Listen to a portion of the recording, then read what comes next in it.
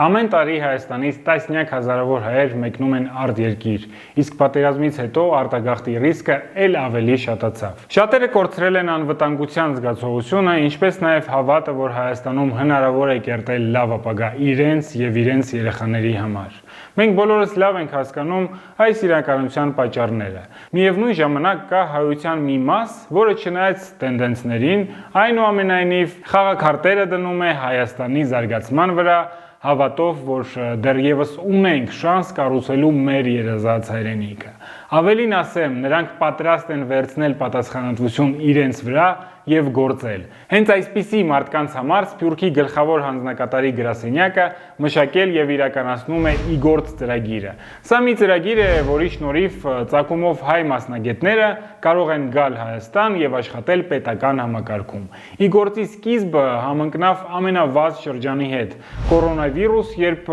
փակվեցին բոլոր ճանապարհները արտերկրի հետ, հետո էլ պատերազմ Արցախում։ Չնայած դժվարություններին առաջին փուլը կայացավ։ Թվով 51 մասնագետ արդեն եկել եւ աշխատում են պետական համակարգում, բայց ամենակարևորը այն է, որ ծրագիրը աշխատի եւ ընդլայնվի տարեց տարի։ Երկրորդ փուլը մեկնարկել է։ Հայտերը ընդունվում են մինչև ապրիլի 15-ը։ Ես խորհուրդ եմ տալիս դիտարկել այս հայրենիքին ծառայելու հնարավորությունը, որովհետև մեր արժև դրված խնդիրների լուծում գտնելու լավագույն տարբերակներից մեկն է։ Միակ լուծումը ձեր անմիջական մասնակցությունն է, ինչպես նաև գիտելիքների եւ հմտությունների կիրառումը ուժեղ պետական համակարգ ստեղծելու համար։ Ես Հայկն եմ, Սարի Պատրիարխալիկն է եւ այս վիդեոն նկարահանվել է բացառապես Patreon-ի ձեր ուղարկած դոնատների շնորհիվ։ Եթե դուք գիտակցում եք ինչով ենք մենք ստեղ զբաղվում եւ ինչ նպատակներ ունենք, ապա հատուկ ձեզ համար ներքևը ունենք հղումներ, որի միջոցով դուք կարող եք մեզ աջակցել սկսած $2-ից։ Դա 1 գավաթ սուրճի արժեքն է, ոչ շատ թանկարժեք սրճարանում։ Իսկ մենք գնացինք։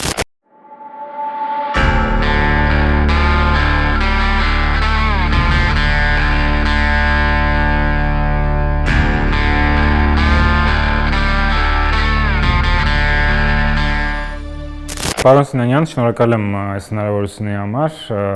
Եկեք փորձենք մեր դիտորդներին մի երկու բառով պատմենք ինչ է вообще Իգործ ծրագիրը Իրանից ներկայացնում։ Իգործը այսպես ամերիկյան fellowship կոնցեպտն է, որ երբ որ դուք մեզ 1 տարով ինչ որ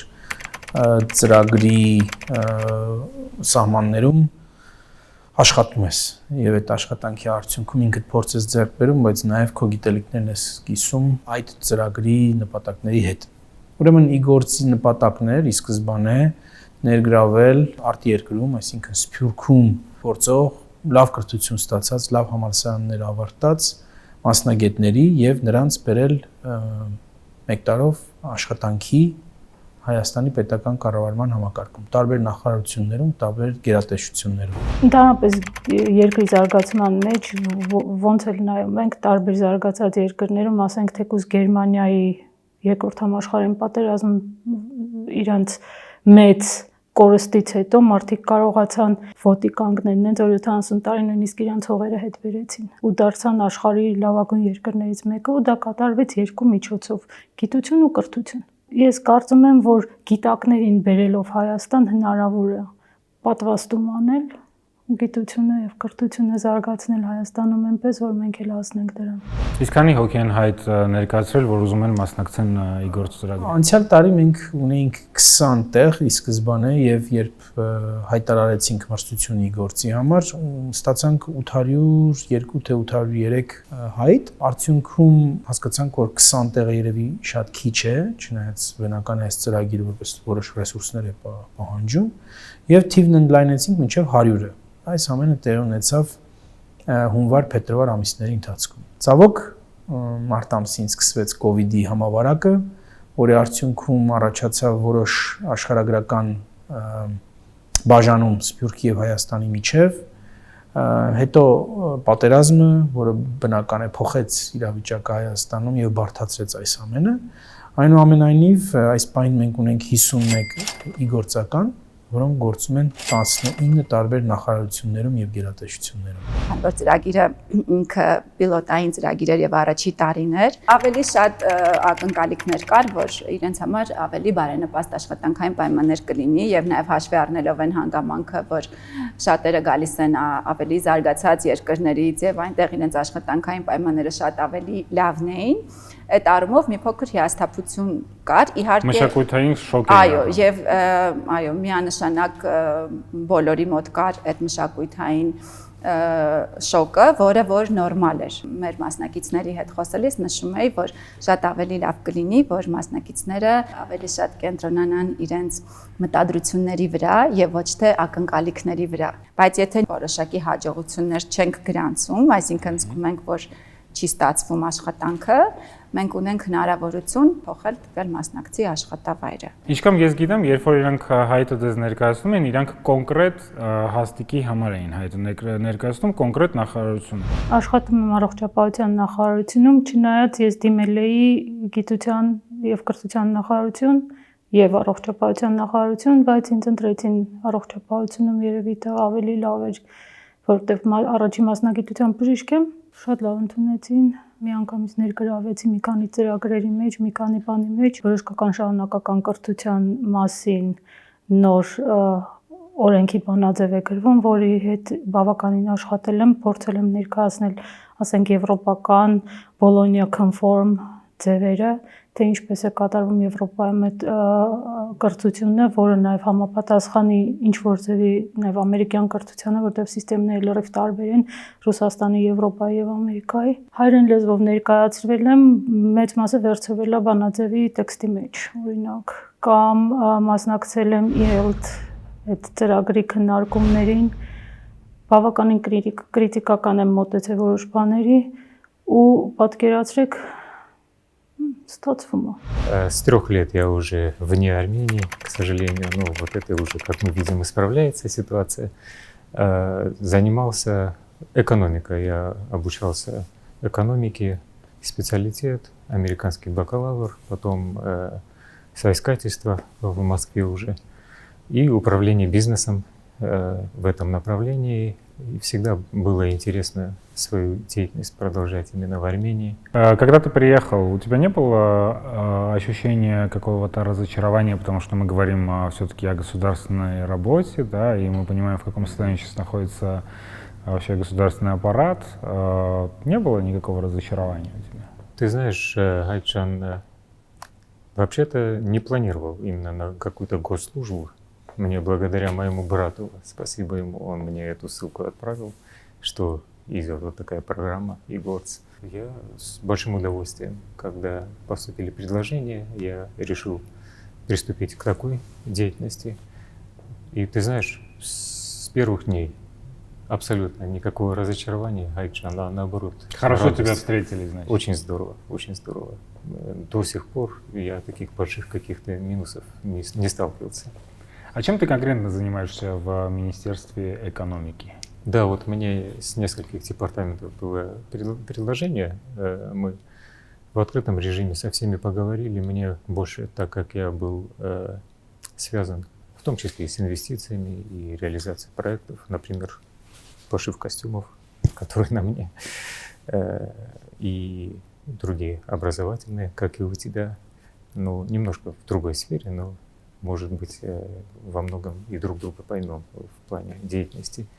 Я решил, что раз так уж сложилось, что надо ехать в Армению, все мои обязательства, обязанности, тем более во время пандемии все перешли, большинство на дистанционку, передал брату, в частности, и другим своим коллегам, и решил в подобном направлении, связанном с инвестициями, но здесь уже с госинвестициями, Айтжан, в Министерстве экономики.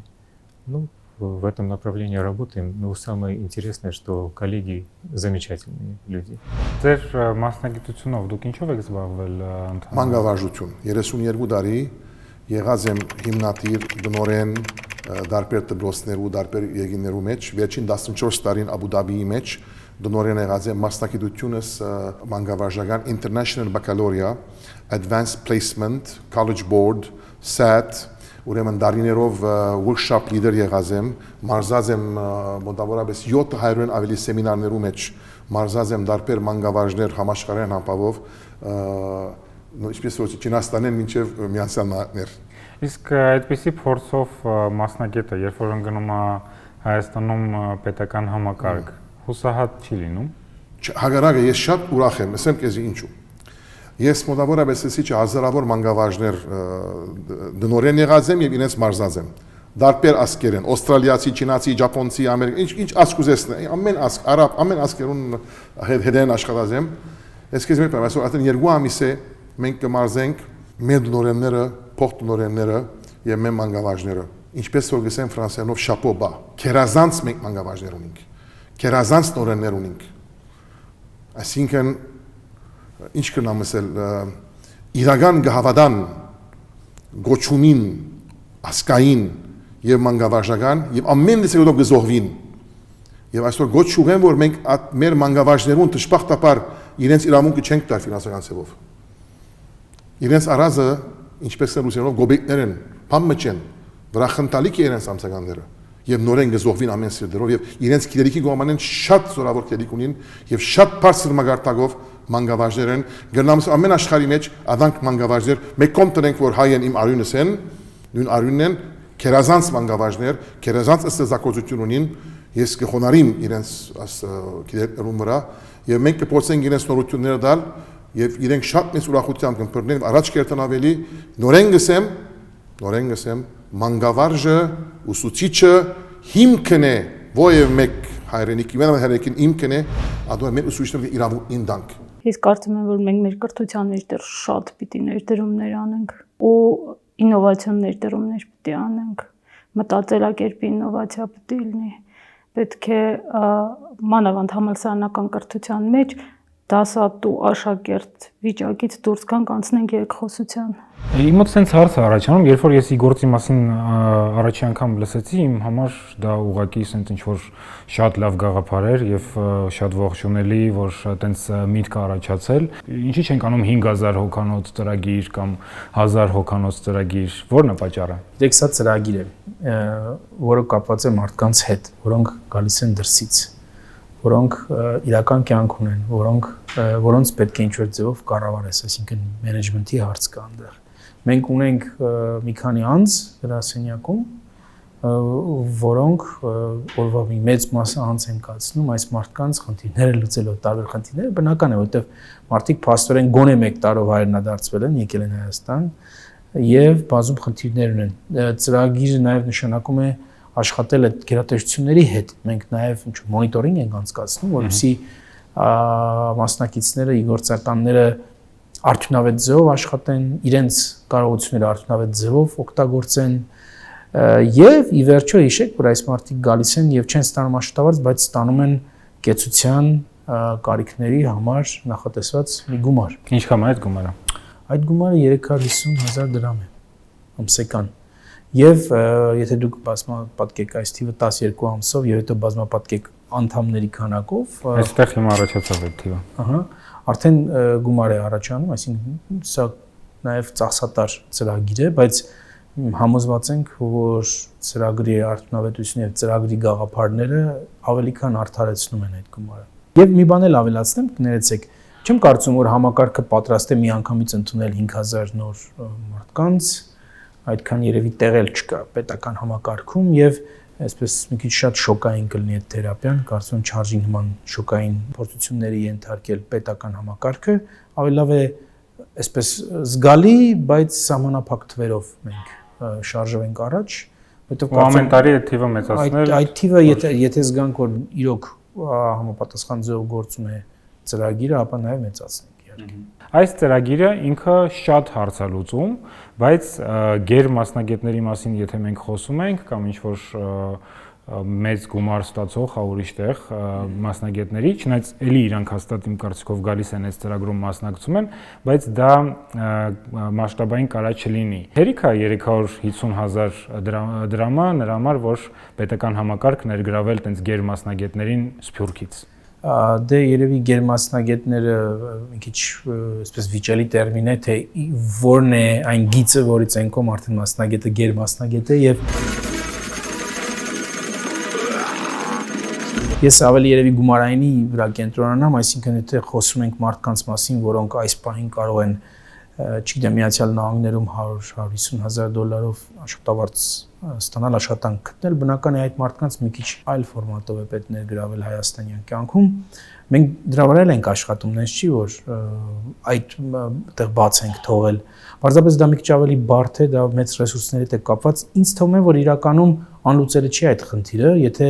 ամենաանլուծելի մասը ֆինանսներն են, ապա այդ խնդիրը մենք կլուծենք, այսինքն կան բավարար հասկացող մարդիկ Սփյուռքում, կան բավարար հաստատություններ Սփյուռքում, որոնք անկասկած պատրաստ կլինեն ֆինանսավորել նման նախաձեռնությունները։ Ավելի կարևոր է, որ մենք ներսում կարողանանք համակարգին համոզել, որ նման կալիբրի մարդկանց ներգրավելը շատ կարևոր է եւ կարող է բեկումնային ազդեցություն ունենալ Հայաստանի կյանքում։ Շատ շուտով դուք կլսեք նման մի նշանակման մասին Հայաստանի Հանրապետության, որում մենք բավական լուրջ դեր ենք խաղացել, եթե ոչ առանցքային դեր ենք խաղացել եւ որը այդ կալիբրի, ասենք, գոնե գումարային իմաստով մասնագետ է եւ փորձի իմաստով եւս եւ հույսով եմ, որ նա կլինի այդպես առաջին ծիծեռնակը պետական կառավարման համակարգում, որին կհետևեն մյուսները։ Եվ ասեմ, որ ֆինանսավորումը չի գալու Հայաստանի Հանրապետության բյուջեից։ Ընդհանուր առմամբ ուզում եմ մի հատ էլ վերջի հարցը տամ այս փողի ոնց որ թեմաների շուրջ եւ անցնենք առաջ։ Մեր պետական աշխատողների աշխատավարձները դե բոլորի համար ակնհայտ է, որ շատ ցածր են։ Շատ ցածր են։ Չնայած որ շատ է սպեկուլյացիաներ լինում մամուլում, թե պարգևավճարներ, աշխատավարձներ, ինչ որ աննորմալ թեմաներ, մենք բոլորս պետք է հասկանանք, որ պետական աշխատողների աշխատավարձը շատ ցածր է։ Как твоя семья относится к тому, что ты оставил вроде как успешную жизнь, да, то есть в Москве, и сейчас ты получаешь 350 тысяч. Да. И, скорее всего, если ты дальше будешь работать в государственном секторе, ты будешь получать, может быть, даже меньше, чем 350 тысяч драм. Как к этому относится семья? Мне интересно. Ты знаешь, Гайк, для нас первоочередной целью деньги никогда не были. Ну, конечно, это инструмент, важный инструмент в нашей жизни. Ну, в целом, пока что это для нас не стеснительная вещь. Это хорошо, что какие-то сбережения есть, какие у нас все работали. Նորմալ, семья очень довольна. Все здорово. Հիմա մենք ի գործով բերում ենք մարդկանց, տալիս ենք իրանց 350,000 դրամ կեցության գումար, որը որ երբ որ այս ծրագիրը վերջանա ու իրանք շարունակեն աշխատեն պետական համակարգում, մեծ հնարավորություն կա, որ այն փողը, որ իրանք ստանալու են, ավելի քիչ ալնելու այդ 350,000-ից։ Այդ խնդրի շուրջ ինչ որ լուծումներ ոնց կարելի է գտնել, այսինքն ինչ պետք է անենք մենք։ Լուծումները պետք է համակարգային լինեն, պետությունը պետք է ստանձնի այդ պատասխանատվությունը։ Դուք շատ ճիշտ, այսպես հիմքը ճիշտ դրեցիք հարցի, որ աշխատավարձների ցածր լինելը խնդիր է։ Հիմա ես ուզում եմ երկու բան իրարից տարբերել։ Ուրեմն պետական համակարգում կան շատ լավ պատրաստ ունակ մասնագետներ եւ մարդիկ, որոնք կարող են դառնալ այդ տեսակի մասնագետները, եւ կան մարդիկ, որոնք պարզապես ջուր են ծեծում եւ վատտում են պետական ռեսուրսը։ Ավելին ասեմ, աշխարհի ամենալավ երկրների պետական համակարգերում այդ կատեգորիաները կան։ Հիմա հարցը նա է, որ կարծես Հայաստանում են երկրորդ կատեգորիան շատ ավելի մեծ կշիռ է ունեցել, քանակական կշիռ, քան առաջինը։ Հետևաբար ճիշտ կլինի, որ պետությունը պետական համակարգը կենտրոնանա այդ երկրորդ կատեգորիային հնարավորինս շատ ուտարելու վրա պետական համակարգից եւ այդ ռեսուրսները, որ իրենց վրա ծախսվեն լավերի վրա այն մարդկանց, որոնք իրոք իրենց տեղում են, որտեղ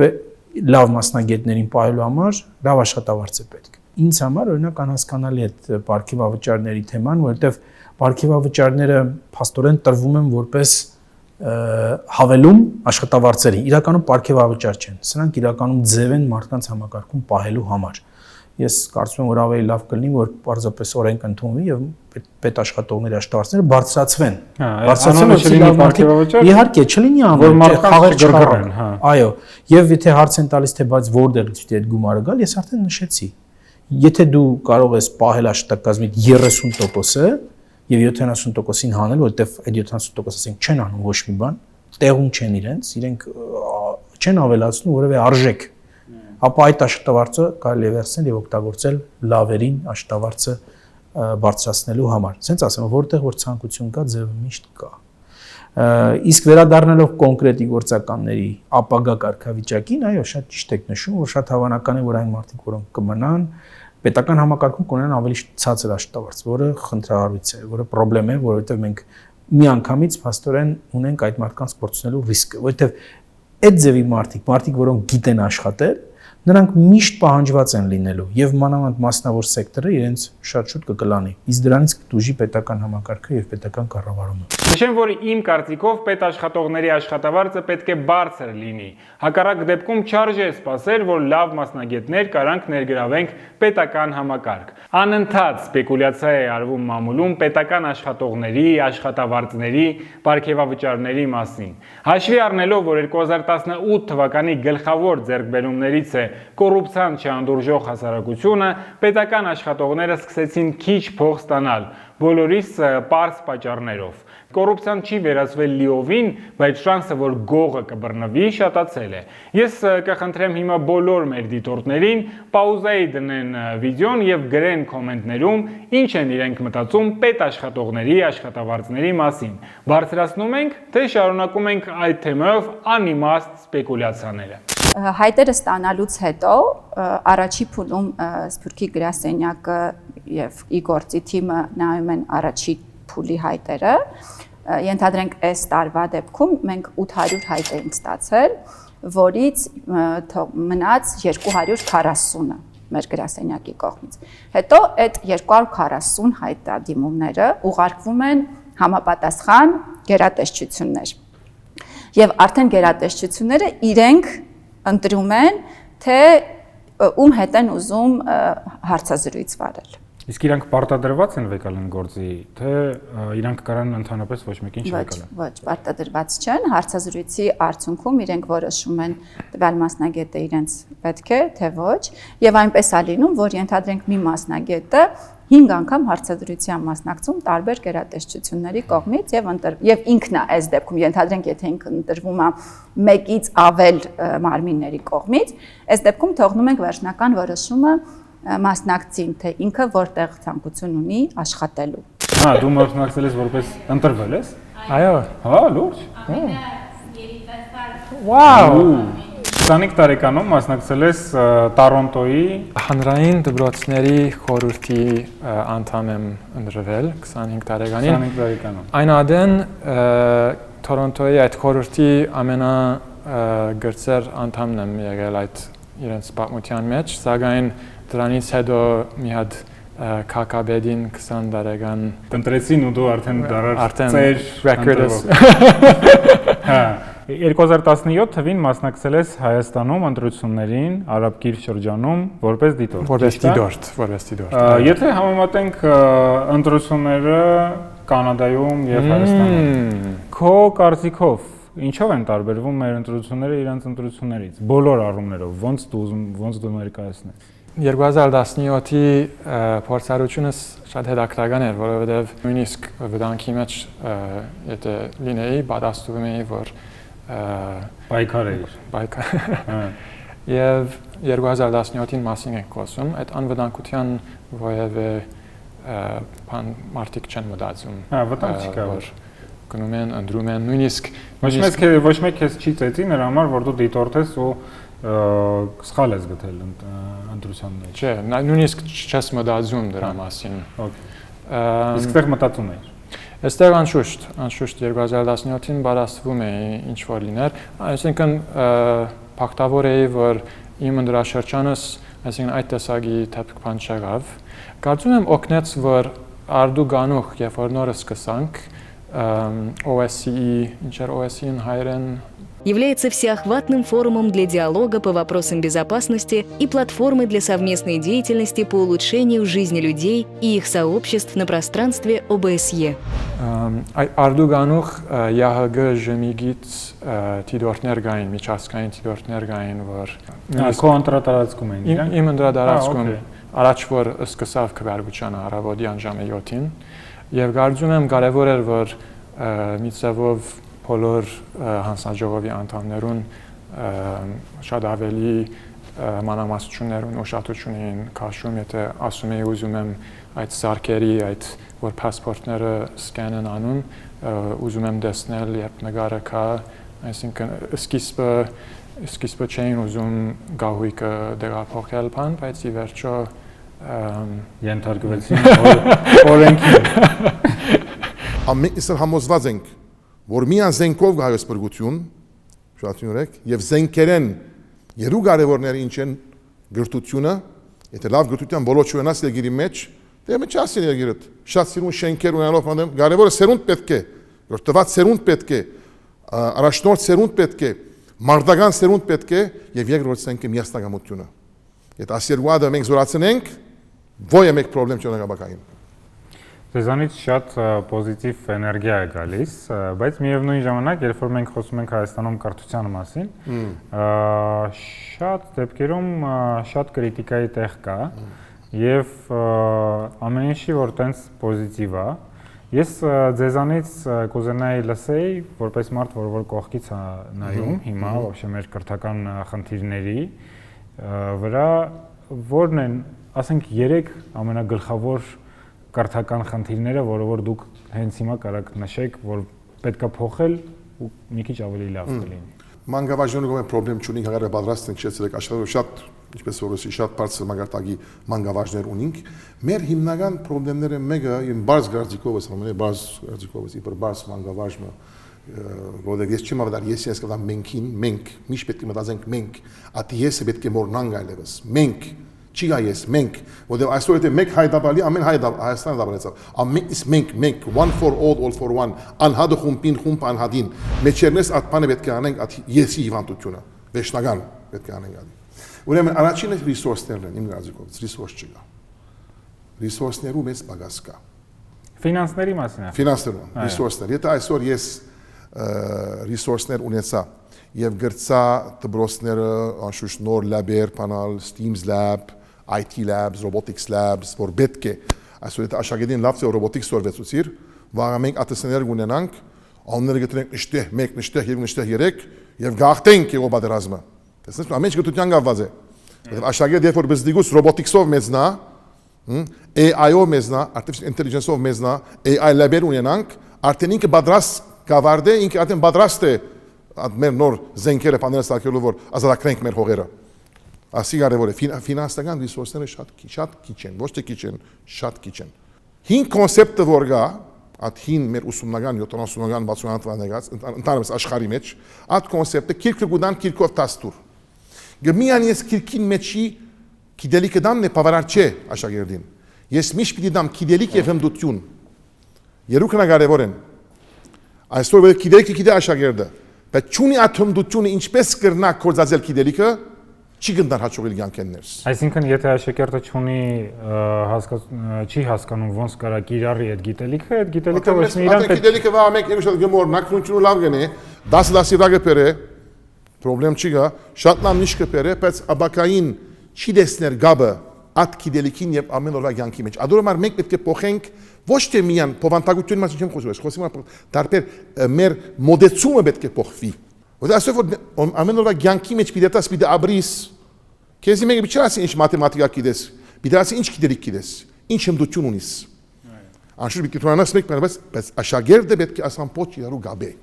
Եվ մեջնա պետք է լա հայկան ինքնությունը եւ մշակույթը եւ անուշ կարևոր բան մենք մարզենք մեր մանկավարժերուն հիմա մենք իրենց փոխանցենք որ մենք ոչ թե միայն աշակերտին գիտելիք եւ հմտություն բիտանք, այլ աշակերտի մեջ պիտի զորացնենք իր պրոֆայլը, իր 13 գեդերով եւ գեդերը մեկը ինչ է, աբակայի առաջնորդ։ Ես ոգևորվեցի արդեն, եկեք իրականացնենք, ոնց ենք իրականացնում։ Սկսանք արդեն, դեկտեմբերին սկսանք, մարզելու բաժինը սկսանք, ես եւ Նարինեն արդեն Անտրանիկը սկսանք, արդեն մոտավորապես մինչեւ հիմա Երևան եւ Գոդայքի շրջանները աշապատ Երևանը գվերջացնենք, մարտին մեկը դա Երևանին Գոդայքն ավերջացուցինք, մոտավորապես 150 դնորեն, փոխտնորեն, մանկավարժ, մանկավարժուի արդեն մարզված են։ Մասնակիցներից ինչ որ մաս տենց այսպես կոչված կուլուարներում նշում են հետևյալ խնդիրները, կուզենայի ձեր հետ էլ դա քննարկել։ Օրինակ, որ իրենց այդ նախարարություններում կամ ինչ-որ աշխատատեղերում լիովին չեն ներգրավում process-ների մեջ, ասենց ինչ-որ կամ հեշտ կամ ինչ-որ ծխտաբանությունով են տալի, որ զբաղվեն, այտենց ժամանակ են ոնց որ բանում, զբաղեցնում են ուղղակի իրանց։ Արդյոք կա տենց խնդիր եւ ընդհանրապես ինչ խնդիրներ կան, որովհետեւ ուրիշ երկրներից են գալի, մշակույթը լրիվ տարբերվում է, ինչ խնդիրներ կան։ Այդ խնդիրը կա, այդ խնդրի մասին իհարկե մենք էլ գիտենք, այդ խնդրի մասին մենք հնարավորություն ստեղծեցինք, որ մասնագետները բարձրաձայնեն անձամբ վարչապետին հանդիպման ժամանակ։ Ես այս խնդրի մասին լսել եմ նույնիսկ նախարարներից մեկից, որը նոր նախարար նշանակվելուց, այսպես առաջին շփման ժամանակ մեր գործականներից մեկի հետ հասկացել է, որ այդ մարդուն այսպես մի մութ անկյուն են մտցրել, որովհետեւ այսպես չխանգարի, եւ նախարարը իրեն բերել է ընդհակառակը, մոտեցել է, ասել է ուրեմն իմ հետ ես աշխատել, դու շատ լավ ռեսուրս ես։ Հետևաբար մեր հենց այդ որ ասում եմ, որ ծրագիրը մենեջեր պետք է անել, մենեջմենթի մեջ մտնում է նաեւ այս երևույթը։ Ինչու է սա տեղի ունենում, կարծիքով ձեզ համար պարզ է, բացատրելու կարիք չկա։ Հաճախ մարդիկ կամ հավես չունեն ինչ-որ նոր կադրի հետ աշխատելու, հաճախ մարդիկ ինչ-որ կարող է մշակութային ինչ-որ բարիեր են զգում, խոչընդոտ են զգում իրենց եւ սփյուռքից եկած անձի միջև։ Հաճախ մարդիկ վտանգված են զգում, այսինքն իրենք տեսնում են, որ շատ ավելի լավ մարդկային ռեսուրս է հայտնվել, կադր է հայտնվել եւ փորձում են այդ կադրին ստվերի տակ թողնել հնարավորինս, որպեսզի բացահայտ չդառնա որակական տարբերությունը։ Այսպես կոմպլեքս պատճառներ կան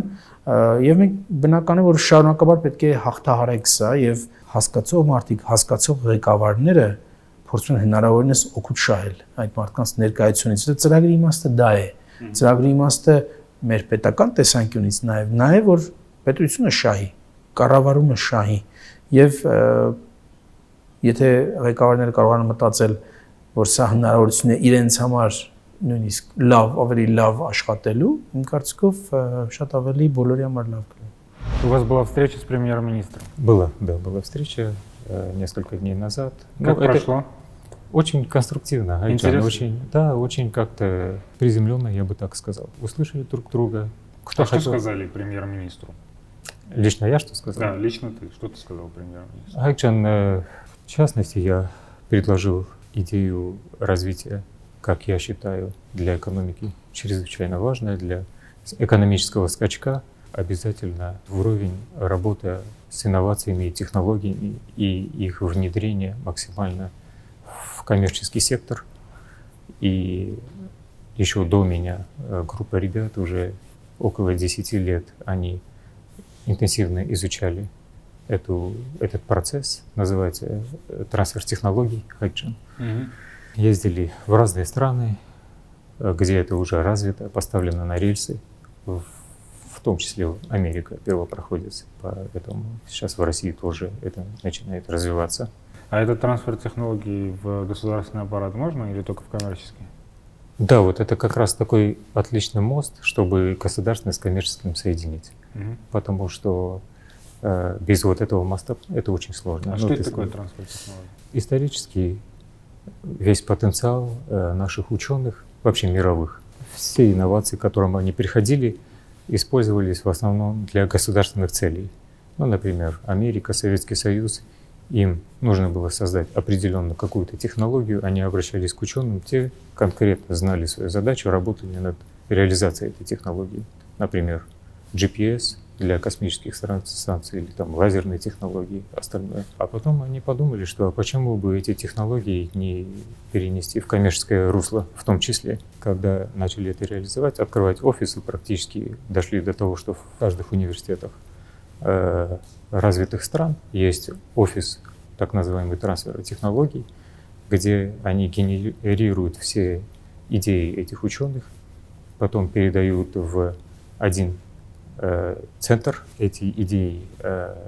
инновации, получается, патентуются, интеллектуальной собственности становится и уже избирается для дальнейшей коммерциализации. Результат таких действий мы видим сейчас, например, в Америке. Крупные компании, как Tesla, технологические компании, которые внедрили тот же GPS в телефоны, в машины и в другое.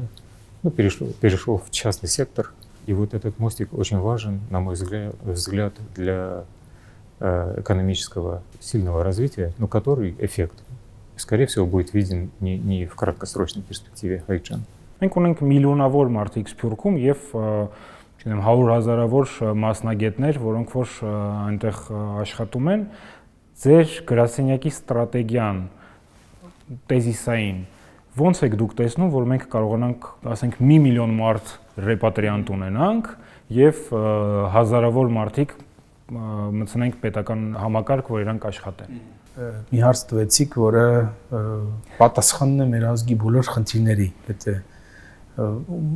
լուրջ մոտենանք հարցին, իրականում եթե մենք կարողանանք նման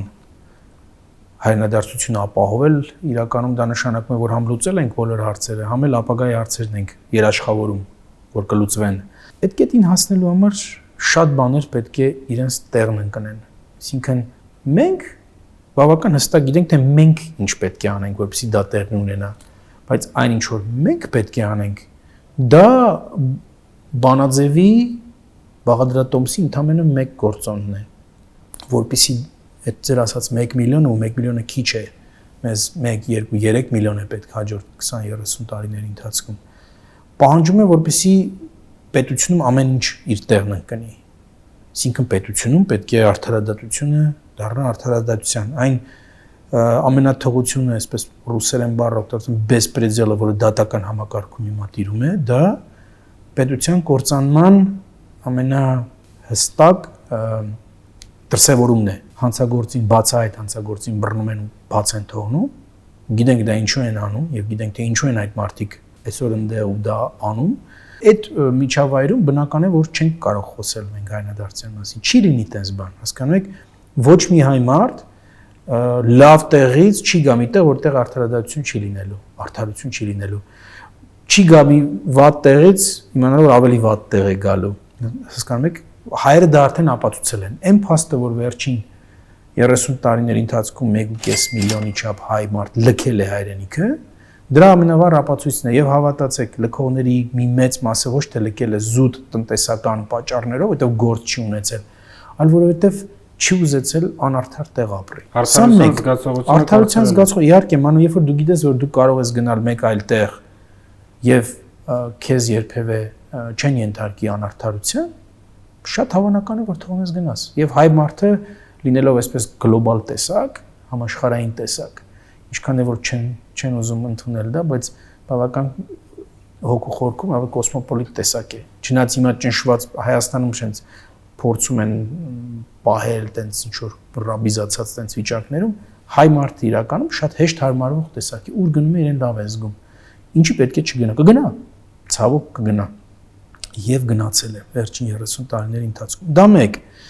Երկրորդը կարևորագույն բան, կրթությունը։ Կրթությունը մարդիկ պատրաստ են կրել ամեն տեսակի զրկանքներ, միայն թե իմանան, որ իրենց երեխաները լավ ապագա են ունենալու։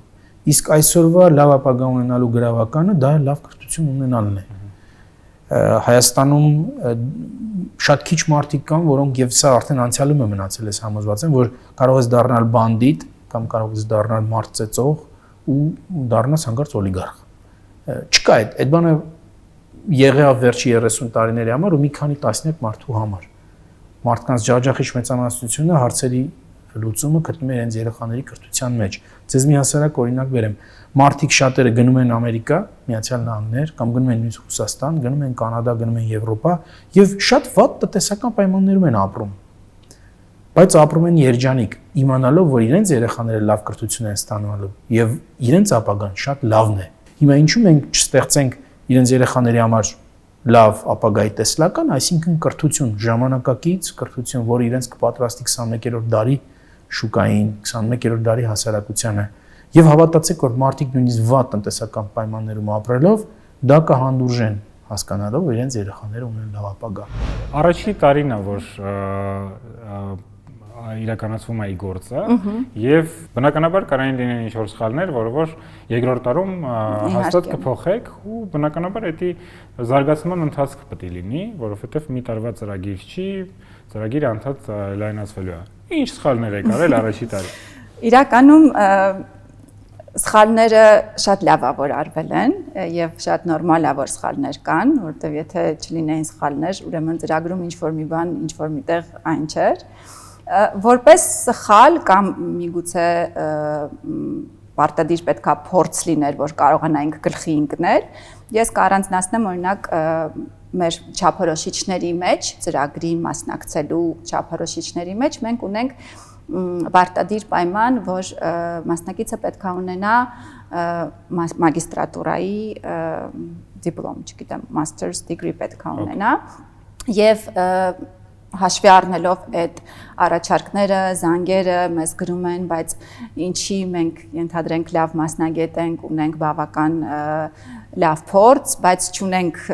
մագիստրատուրայի աստիճան, ինչի եք մեզ ոնց որ զրկում այս ծրագրին մասնակցելու հնարավորությունից եւ իրականում այդ առաջարկը եւ հարցը արդարացված էր եւ մենք երկրորդ արդեն երկրորդ տարվայի գործի հայտարարությունը երբ որ կտանք չափորոշիչների մեջ կլինի կամ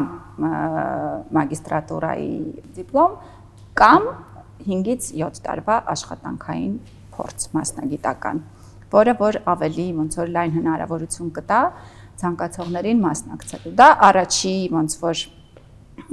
բանն էր, որ կարող եմ նշել, առաջի կետը եւ երկրորդը, որ նախապես ավելի հստակ մասնակիցները ցանկություն ունեն իմանալու իրենց աշխատանքային պարտականությունների մասին։ Այո։ Ինչը որ որոշ գերատեսչություններում նախապես էր եւ հստակ, որոշ մասնակիցներ գիտեին ինչով պետք է զբաղվեին, արդեն հարցազրույցի արդյունքում այդ ամեն հարցերը բարձվեց, բայց որոշների հետ, չգիտես ինչի, մեր, ասենք, նախարարությունների կամ պետական մարմինների մեր գործընկերները որոշեցին, որ տեղում կորոշվի, հաշվի առնելով իրենց, չգիտեմ, փորձը կամ ընթացքում կորոշվի, թե կոնկրետ մասնակիցը ինչով պետք է զբաղվի։ Մի կողմից ես կարող եմ արդարացնել այդ երևույթը, որտեղ մինչև մարդու հետ չաշխատես, չհասկանաս ինչ հմտություններ ունի եւ այլն, մի քիչ ավելի դժվար է տեղավորելը, բայց մյուս կողմից էլ մասնակիցների իրավունքն է նաեւ իմանալու հստակ, թե մարդը որ գալու է կոնկրետ իր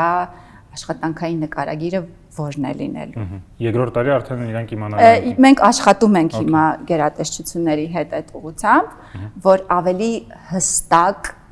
լինեն իրենց աշխատանքային նկարագիրն ու պարտականությունները։ Երկրորդ տարվա մասին խոսացինք, երբ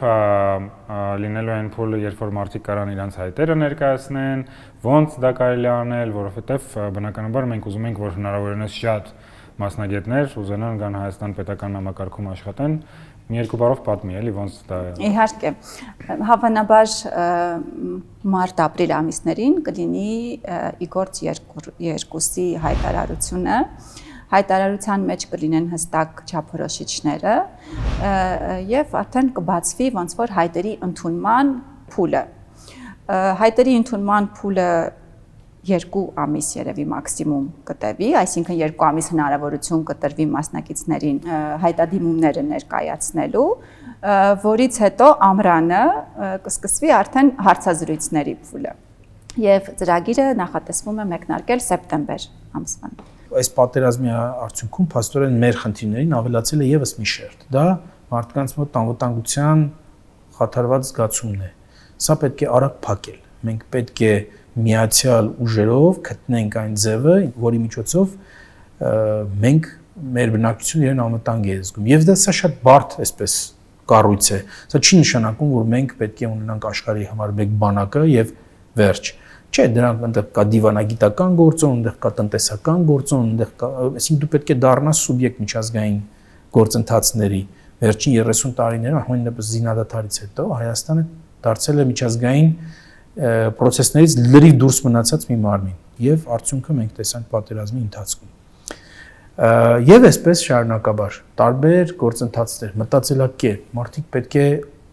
հասկանան, որ ազատությունը, ազատ մտածելակերպ ունենալը չի նշանակում ամենաթողություն։ Մենք նաեւ պայքարելու ենք, որպեսզի ստեղծվի ի վերջո ինչ որ մարմին,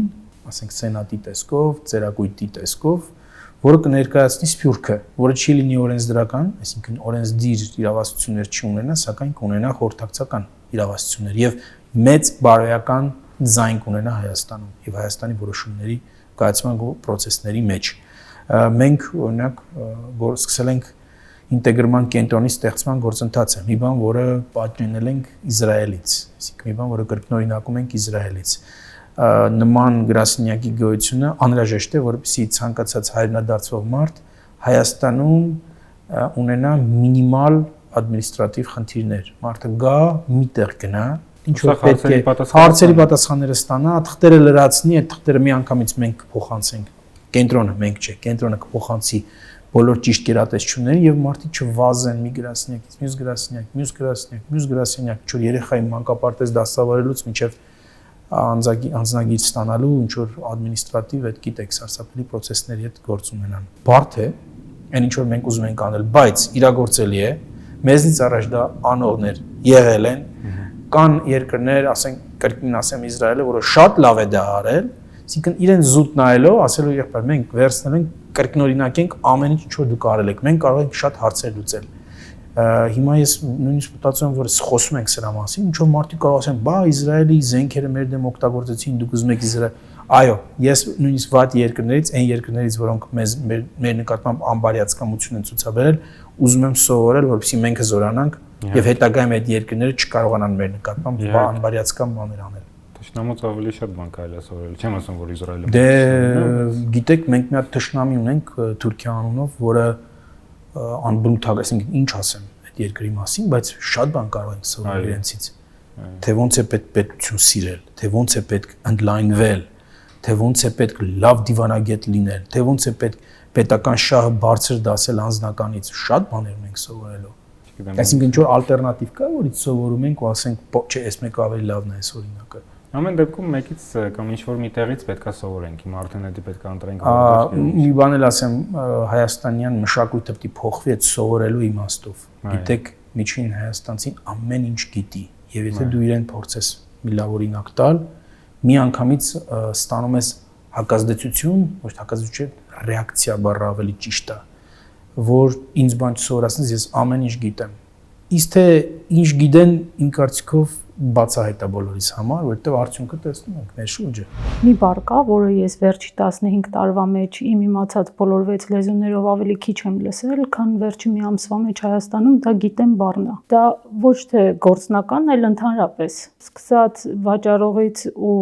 ասենք տաքսի վարորդից, այդ բառը ինձ սարսափացրել է մի քիչ սկզբից, բայց հետո սովորեցի։ Ես բավականին խոշոր պաշտոններ եմ գրավում, եվրոպական էքսպերտ եմ եւ այլը, բայց ամեն օր սովորում եմ, ու ամեն ինչ չգիտեմ։ Ու փառք Աստծո, որովհետեւ երբ որ սովորում ես հետաքրքրանում ա կյանքը, աշխատանքն ա հետաքրքրանում, մի նորամուծություն ա լինում եւ այլը։ Աշխատուժ մենք ունենք, մարդիկ կան, հա, բայց այդ աշխատուժը պետք է ներդնել ճիշտ ձևով, ամենքին իր know-how, հայերեն չգիտեմ այդ բառը, իր know-how-ի ձևով զարգացնելով։ Եթե բոլորը գիտեն, դժվար է զարգացնել։ Կնշանակի Բեթհովենի 5-րդ սիմֆոնիան կնվագենք ոչ թե օրկեստրով, այլ 80 թմբուկով։ Չի ստացվի։ Ամենքը իր դերը պիտի խաղա։ Հնարավոր չէ ամեն ինչ իմանալ, ես այդ բառից սարսափում եմ։ Ու ինձ թվում է դա մեր մենթալիտեի մեջ է, որովհետև չիմանալ ամոթը, իսկ ես կարծում եմ չսովորելն ամոթ։ Արցախի կառավարությունում կարան մեր հայրենակիցները գան աշխատեն, թե իրանք պետք է աշխատեն Հայաստանի մյուս մասում։ Այս տարի ծրագիրը տալու է այդ հնարավորությունը մեր մասնակիցներին, եւ վերջերս, երբ մեր գրասենյակի ղեկավար եւ գլխավոր հանձնակատարը վերադարձան Արցախից, այդ հարցը եւս բարձրացվել էր իրենց կառավարությունում եւ իրենք շատ մեծ սիրով եւ պատրաստակամությամբ եւ նաեւ դրա անհրաժեշտությունն էլ կա, որպեսզի մասնակիցները, մեր մասնագետները աշխատեն նաեւ Արցախի կառավարությունում եւ շատ ողջունելի կլինի, որ նման ցանկություն լինի նաեւ մասնակիցների կողմից, ինչպես նաեւ մենք այս տարվա մեր ոնց որ նորամուծություններից է նաեւ մարզերում աշխատանքները։ Մենք հիմա նաեւ աշխատում ենք մարզպետների, մարզպետարանների հետ, որպեսզի մեր մասնակիցները ներգրավեն նաեւ մեր մարզային կյանքում։ Շատ լավ, շատ շնորհակալ եմ։ Մերսի, բայց մի բան էլ եմ ասել։ Մի բան էլ ասա։ Մի բան էլ ասել եմ։ Ասա։ Շատ քիչ հարցեր եք տալիս։ Ծրագրի ժամանակ չունեք, գիտեմ, բայց կարևոր բանը։ Կոնկրետ ես որպես ծրագրի ղեկավար ունեմ այս ծրագրի հետ կապված երազանքներ։ Նախ երազում եմ, որ ծրագիրը լինի շարունակական եւ ամեն տարի ավելի հաջողված լինի, քան նախորդ տարիներ, եւ ստեղծվի իգործ ծրագրի մասնակիցների մի համայնք, ովքեր որ կաշխատեն ոչ միայն ծրագրի շրջանակներում ըստ իրենց ընտրված ոլորտների, այլ նաեւ իրար հետ կհամագործակցեն հետաքրքիր եւ միգուցե երկրի համար կարեւոր պրոյեկտների շուրջ։ Եվ արդեն այս տարվա մասնակիցների նախաձեռնողականությունը, իրենց տրամադրությունները ինձ արդեն հուշում են, որ նման բան տեղի է ունենալու։ Եվ ես կարծում եմ, որ դա մեծ ուժ է, ինտելեկտուալ լուրջ բան կա ստեղծվում գնալով դրսի մեր հայրենակիցների միջոցով, ովքեր որ միաժամանակ եւ իրենց լուրջ ներդրումն են ունենում Հայաստանի զարգացման գործում եւ մյուս կողմից էլ Հայաստանը իրենց օգնում է այս ծրագրի միջոցով, որպեսզի իրենք գան եւ ապրեն եւ շնացնեն մեր երկիրը։ Մտածում եմ մնալ, այո, սեպտեմբերին կավարտվի եւ կարծում եմ սեպտեմբերից, այսինքն այս մթնոլորտի մեջ դեռ շատ գործ անելիք կլինի։ Չեմ գիտեր որտեղ աշխատեմ եւ ինչ ձևով շարունակեմ այդ ներդրում բերելը, սակայն հիմա մտածում եմ մնալ։ Ոնց անենք, որ դուք մնաք Հայաստանում եւ նույնն է։ Հա։ Ես որոշած եմ հոսպիտ մնամ։ Իսկ պետական համակարգումը լինելու։ Ես ավելի իմ միտքս, ասի մասնավորական որոշած չեմ, բայց ավելի իմ միտքս բարեգործական գործերով զբաղվել է, այսինքն պատրաստել եւ գործակիցներս նարինեն անդրանք միասին դիգինս մտածեցինք, մի քանի շաբաթ մտածենք, որ այսինքն հգմը բանալ, միասին հգմ ունենանք, NGO ունենալ եւ օգտակար դառնալ դպրոցներուն։ Սպիրկի հետ գաբեր, ու շատ գաբեր ունեմ սպիրկի հետ, որ հոննայինք ով գրնամեզի օգնել եւ օգնությունը մեկ դուր դպրոցներուն երթա։ Պլան մգա, ես պատրաստած եմ պլանը։ Եթե այդ պլանով հետևենք, աստեղեն 3-5 տարի Ֆինլանդա գնանք։ Ֆինլանդան թիվ 1-ն աշխարհի մեջ, մանկավարժական աշխարհի մեջ, Ֆինլանդա, Ճապոն, Սինգապուր, շատ թույլտան Ֆինլանդա գնանք։ Ինչու։ 5 տարում։ 3-5 տարի, շատ թույլտան։ Ինչու։ Մանկավարժները կերազանց են, աշակերտները կերազանց են։ Ռեսուրս չունենք։ Բայց քրիկնեն փոխել ռեսուրս կուզես։ Փոխեցիր քրիկելումը, նոր քիրք պիտի տես, նոր մանիպուլյատիվներ պիտի պատրաստես, նոր քրիկելումի approach-ը մարդիկ IT գուզեն որ աշխատին, ասան փոչը փողի գարիք ունի։ Բայց մեկ-մեկ լինում է որ փող ունես, բայց միտք չունես։ Հա, միտք ունիս, ունես։ Հա, միտքը պատրաստ է, ամեն ինչ պատրաստ է, բայց կողը փող գուզես ու ապնիկ կոծատրես։ Մենք հիմա մեր բազ ռեսուրսներով սկսանք մարզելու։ Անդի շատ կարևոր է, որ պետք է մանկավարժը գիտնա ինչ պիտի դնի։ Որ ասենք որ պատրաստենք նոր բիզնես ատենքը արդեն սկսած է անելու, բայց հիմա կանի ռեսուրս ունի, ավելի ասեվո գնանել։ Շատ լավ։ Ես հոսպիտի մնամ, դե մի չերտամ իմ դով, ես հայրենիք եմ։ Եվ հոսպիտը մնամ, որովհետև գարոդը շատ դժվար է։ Որ չափ որ դժվարություններն ահոս, երբ որ դուրս երտաս, այդ գարոդը չես կնագորտի մանալ։ Հա գնա դուրս ավելի սպեսիֆիկ մեծ բաշտոններ ունենաս ավելի բան ունենաս, բայց դա ոչ կարևոր չէ։ Adam կարևորը ինչպես է շտեսած է հայրենիքն է, անձը չէ։ Անձերը գերտան գուքան, բայց հայրենիքն է որ գնա։ Ученым приди к тебе. С удовольствием, да, с удовольствием, Майкжан. Мы будем выделять гранты, чтобы они уже не думали о каких-то там побочных методах зарабатывания денег, потому что понимаем, что им нелегко, чтобы они чисто занимались прикладной наукой для дальнейшего реализации. Да, и потом, когда они будут заниматься прикладной наукой, вы будете заниматься тем, чтобы коммерциализировать эту прикладную науку. Да, Гайджан. В этом и заключается смысл трансферта технологий. Да, Гайджан, да. Это, как я еще до этого сказал, мостик, чтобы соединить одну группу людей, которые придумали что-то, с другой группой людей, которые это смогут коммерциализировать. Да. Սուպեր։ Եվ երևի վերջին հարցը, որ կտայի, ձեր հայրը հայրենադարձ է եղել եւ 46 թվին, եթե չեմ սխալվում, եկել է Երևան, հետո 88 թվին դուք գնացել եք ԱՄՆ ու 2019 թվին դուք եք հայրենադարձ դարել եւ ուզում եմ հասկանամ ձեր անձնական մտածելակերպը, դուք հայրենադարձությանը ո՞նց եք վերաբերվում ձեր կյանքում։ Այսինքն ի՞նչ է դա ձեր համար։ Դե ես հայրենադարձությունը տեսնում եմ որպես մեր տեսակի վերապրելու միակ երաշխիքը։ Այլ ձև չկա այս պահին։ Եվ գիտեք, հետաքրքիր է, մարդիկ այսօր խոսում են հայրենասիրության մասին եւ իրենց կյանքի ամեն քայլով ապացուցում են դրա ճիշտ հակառակը։ Ամեն ինչ անում են, որ դու նայում ես, ասում ես, այս մարդը, այսինքն թշնամուց վատն է, բայց իրենց շուրթերին անդադ հայրենասիրություն բառն է։ Ես այդպես բանի շատ եմ վախենում։ Հետեւաբար ինչ որ ասում եմ, փորձում եմ անել, ասենք երբ որ խոսում մենք դեմոգրաֆիական խնդրեմ ունենք, ասում եմ, օքեյ, լավ, ուրեմն ես 4 հատ երեխա կունենամ։ Երբ որ ասում ենք մեր լեզուն շատ կարևոր է, մեր մշակույթը շատ կարևոր է, ասում եմ, շատ լավ, ուրեմն երեխեքս հայերեն իմանան։ Չնայած իրանց նույնիսկ իրանց մայրն է դուրսը ծնվել, իսկ իրանց մոր 15 սերունդ իրենք Սփյուռքում են, չեմ Լեհաստանից, Ղրիմից Լեհաստան, Բուլղարիա եւ այլն։ Երբ որ ասում եմ, որ մենք դեմոգրաֆիական խնդիր ունենք ու մենք մասնագիտական խնդիր ունենք ու մենք պետք է միանանք բոլորս հանուն հայրենիքի աշխատել, ասում լավ, ես գալիս եմ Հայաստան, հայրենադարձում եմ ու իմ բաժինը համանեմ, համել ինչ որ փորձեմ օրինակ ծառայել։ Ասում եմ մոտեցումը այդ տեսլական ոչ թե խոսքերով, այլ կոնկրետ քայլերով իրագործել։ Շատ բարձ է, իմ համար զարմանալի է, որ նման բաները բացատրել է պետք մարդկանց։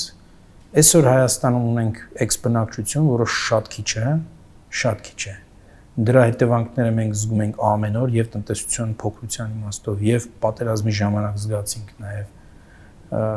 բանակի չափսի եւ այլն թեմաներով մենք ունենք ընկնող դեմոգրաֆիական տենդենս,